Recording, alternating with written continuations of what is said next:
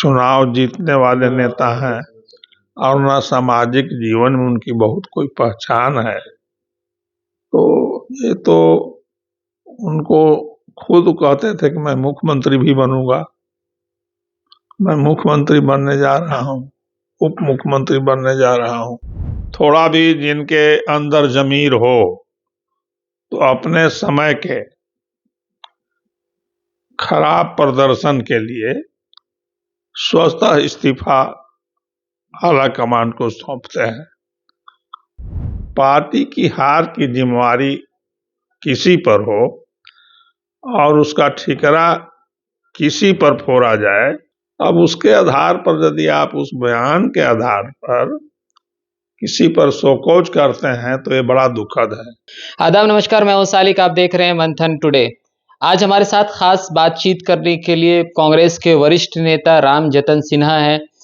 पूर्व कांग्रेस के प्रदेश अध्यक्ष रह चुके हैं और पटना यूनिवर्सिटी में प्रोफेसर भी रह चुके हैं। और सबसे बड़ा परिचय ये कि 1971 में लालू प्रसाद यादव को इन्होंने स्टूडेंट यूनियन के चुनाव में हरा भी दिया था। हालांकि 73 में वो दोबारा जीते थे। तो सबसे पहले सीधे तौर पर हम जुड़ने की कोशिश करेंगे। सबसे पहले आपका स्वागत है। धन्यवाद।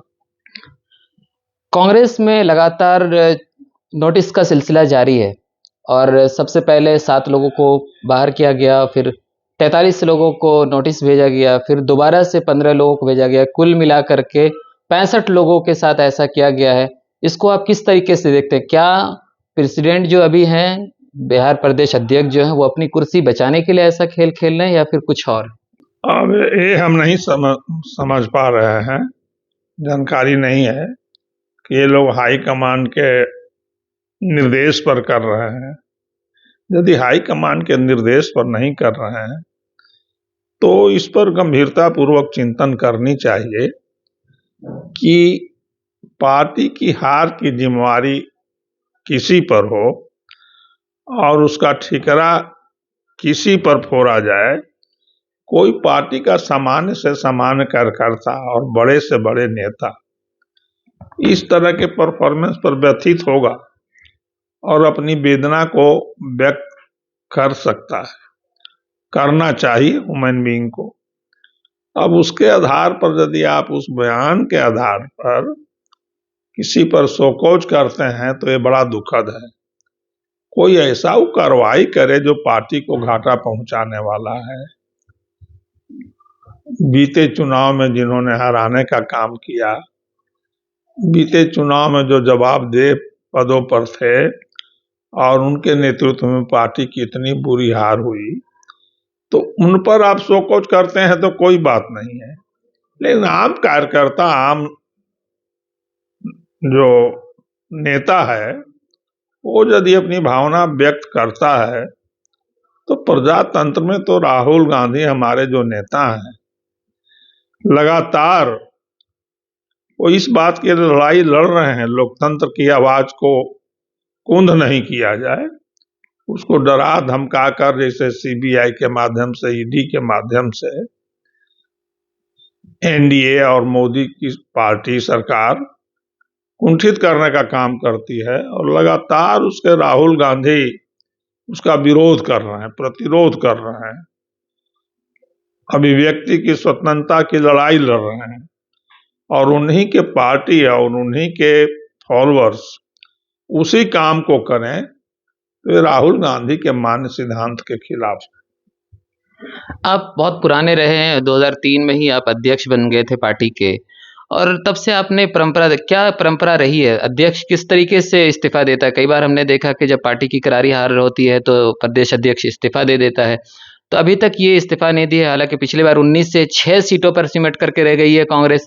तो ऐसे में परंपरा क्या रही है? आप पुराने हैं उसको लेकर। परंपरा तो रही है कि थोड़ा भी जिनके अंदर जमीर हो तो अपने समय के खराब प्रदर्शन के लिए स्वतः इस्तीफा आला कमान को सौंपते हैं। हमने भी अपने समय में इस्तीफा दे दिया था। पार्टी आला कमान ने तुरंत तो इस्तीफा नहीं स्वीकार किया, लेकिन बाद में बुला करके कहा कि आपका इस्तीफा हम स्वीकार करते हैं। तो हमने कहा कि मैडम हम तो दे ही दिया है, आपका जो फैसला हो। और उनका जो फैसला हुआ उसको हमने स्वीकार किया। तो क्या इन लोगों को इस्तीफा देना चाहिए? जैसे कृष्णा अल्लावरू जो पार्टी के प्रभारी बनाए गए थे बिहार के और प्रदेश अध्यक्ष हैं, इन लोगों को इस्तीफा देना चाहिए ऐसी हालत में? अरे हम कहेंगे कि हाँ इस्तीफा देना चाहिए तो शो कॉज कर देंगे। परंपरा क्या कहती है, देना चाहिए? परंपरा तो जमीर की बात इसमें भी होती है और परंपरा की बात भी होती है। तो जमीर और परंपरा दोनों इस बात की उसमें इजाजत देता है कि स्वतः इस्तीफा सौंपना चाहिए लोगों को। अच्छा, आपके टाइम से लेकर अब तक आपने इतने बड़े लेवल पर देखा है नोटिस जारी करते हुए कभी भी, कि इतने बड़े लेवल पर लोगों को 65 लोगों को एक साथ सब पर गाज गिरी हुई है? कभी नहीं। जब पार्टी हार के दौर से गुजरती है तब तो कदापि नहीं, तब तो कदापि नहीं। पार्टी को पुनः नए सिरे से खड़ा करने की जिम्मेवारी और अधिकार पार्टी हाई कमांड का है और पार्टी समय समय पर यह फैसला लेते रहती है और हम समझते हैं कि आगे भी लेगी। इन लोगों को थोड़ा धैर्य रखना चाहिए कि जिन लोगों पर आप शो कॉज कर रहे हैं वो पार्टी के लोग तो हैं ही, सब के सब राहुल गांधी के लोग ही हैं। इस पार्टी में कोई ऐसा व्यक्ति नहीं है जो राहुल गांधी से बाहर का व्यक्ति हो। अच्छा, एक लास्ट सवाल मैं पूछना चाहूँगा कि कई बार कई लोग इसमें कह रहे हैं कि इतनी जो करारी हार मिली है उसको लेकर के कह रहे हैं कि मुकेश सहनी को डिप्टी सीएम चेहरा घोषित करना गलत था। कई लोग कह रहे हैं राजद के साथ गठबंधन करना गलत था। आपको क्या लगता है, कारण क्या हो सकता है इतनी करारी? बिल्कुल, मुकेश सहनी तो कोई बिहार के ना तो वो चुनाव जीतने वाले नेता हैं और ना सामाजिक जीवन में उनकी बहुत कोई पहचान है। तो ये तो उनको खुद कहते थे कि मैं मुख्यमंत्री भी बनूंगा, मैं मुख्यमंत्री बनने जा रहा हूँ, उप मुख्यमंत्री बनने जा रहा हूँ। तो इस ढंग से हल्के फुल्के ढंग से बात हुई। बहुत बहुत धन्यवाद। हमारे साथ राम जतन सिन्हा वरिष्ठ नेता मौजूद थे। सीधे तौर पर कह रहे थे कि जिम्मेदारी लेते हुए परंपरा भी कहती है और जमीर भी कहता है कि इस्तीफा दे देना चाहिए प्रदेश अध्यक्ष को। फिलहाल इस रिपोर्ट में इतना ही। हमारे साथ बने रहे, आप देख रहे हैं मंथन टुडे। तो हमारे चैनल को लाइक और सब्सक्राइब